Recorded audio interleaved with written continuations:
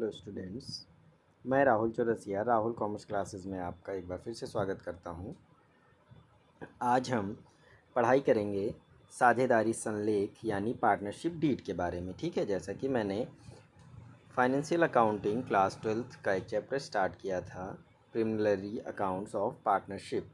ठीक है, यानी साझेदारी के प्रारंभिक खाते, यानी उसका जो इंट्रोडक्शन है वो चैप्टर चल रहा है। ठीक है, तो इसमें हम पार्टनरशिप डीड, जब पार्टनरशिप बन जाती है, पार्टनर्स के बीच में कुछ एग्रीमेंट्स होते हैं या करार होते हैं, तो उसे हम पार्टनरशिप डीड कहते हैं। तो वो क्या होती है, तो चलिए हम एक ब्रीफली इसको समझ लेते हैं। ठीक है, पहले मैंने हिंदी में नोट्स दिए हैं, उसके बाद मैंने इंग्लिश में दिए हैं। इसकी पीडीएफ नोट्स पाने के लिए आप चैनल को सब्सक्राइब कर लीजिए, वीडियो पर कमेंट करिए और वीडियो को ज़्यादा से ज़्यादा शेयर करिए। ठीक, तो चलिए शॉर्ट में हम ये समझ लेते हैं कि पार्टनरशिप डीड या साझेदारी संलेख क्या होती है। तो साझेदारी संलेख एक ऐसा एग्रीमेंट होता है, एक डॉक्यूमेंट होता है रिटन, जिसमें पार्टनर्स अपने जो उन्होंने आपस में मिलके समझौते किए होते हैं यानी एग्रीमेंट किए होते हैं, उन सभी एग्रीमेंट्स को एक पेपर पे या एक डॉक्यूमेंट पे लिखा जाता है, जिसे हम पार्टनरशिप डीड कहते हैं। तो इस डॉक्यूमेंट में क्या क्या लिखा हो सकता है, उसमें पार्टनर्स के नाम लिखे होते हैं, उनके एड्रेसेस लिखे होते हैं, बिज़नेस के बारे में लिखा होता है, बिज़नेस के नेचर लिखे होते हैं, उसके ऑफिस का एड्रेस लिखा होता है।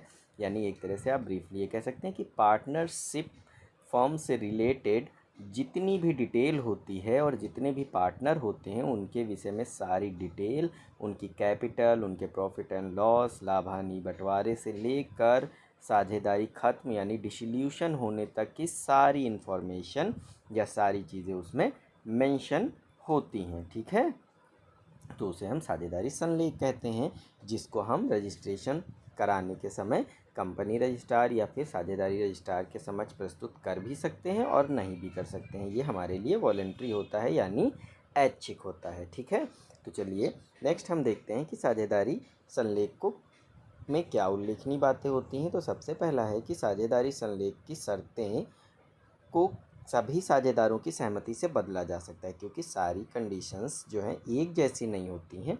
जैसे जैसे आप बिज़नेस करते हैं टाइम बदलता जाता है, चेंजेस आते हैं, तो हमारे जो एग्रीमेंट्स होते हैं उनको भी चेंजेस करना पड़ता है। तो कभी भी अगर पार्टनरशिप डीड में जो पहले डिसाइड हुआ था उसे अगर चेंज करना है या परिवर्तन करना है, तो जितने भी पार्टनर होंगे, मान लीजिए एक्स वाई और जेड 3 पार्टनर हैं, तो तीनों की सहमति से तीनों आपस में मिलकर उस चीज़ को बदल लेंगे या परिवर्तन कर लेंगे। ठीक है, नेक्स्ट हमारा आता है साझेदारी संलेख उचित प्रकार से प्रारूपित एवं तैयार किया जाना चाहिए।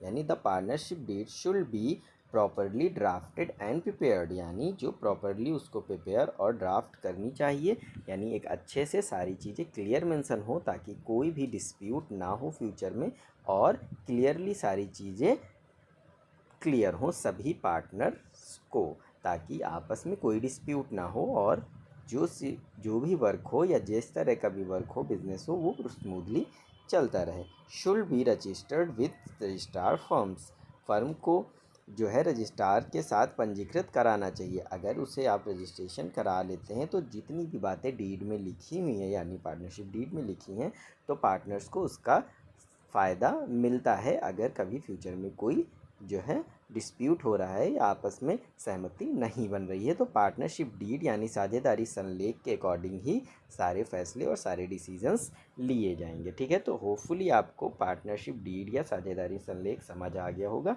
अब हम नेक्स्ट वीडियो में साझेदारी संलेख में कौन कौन सी बातें होती हैं उनको एक एक करके स्टेप बाय स्टेप जानेंगे और सीखेंगे। ठीक है, तब तक के लिए आप इस वीडियो को वॉच करिए और वीडियो को ज़्यादा से ज़्यादा शेयर करिए और चैनल को सब्सक्राइब कर लीजिए, बेल आइकन को ज़रूर प्रेस करिएगा। और अगर इस वीडियो के आपको पीडीएफ नोट्स चाहिए या फिर accountancy class 12th CBSE ISC किसी भी बोर्ड के लिए आपको पीडीएफ नोट्स चाहिए, तो आप चैनल को सब्सक्राइब कर लीजिए और वीडियो पर कमेंट कर दीजिए। ठीक है, have a nice day, good bye.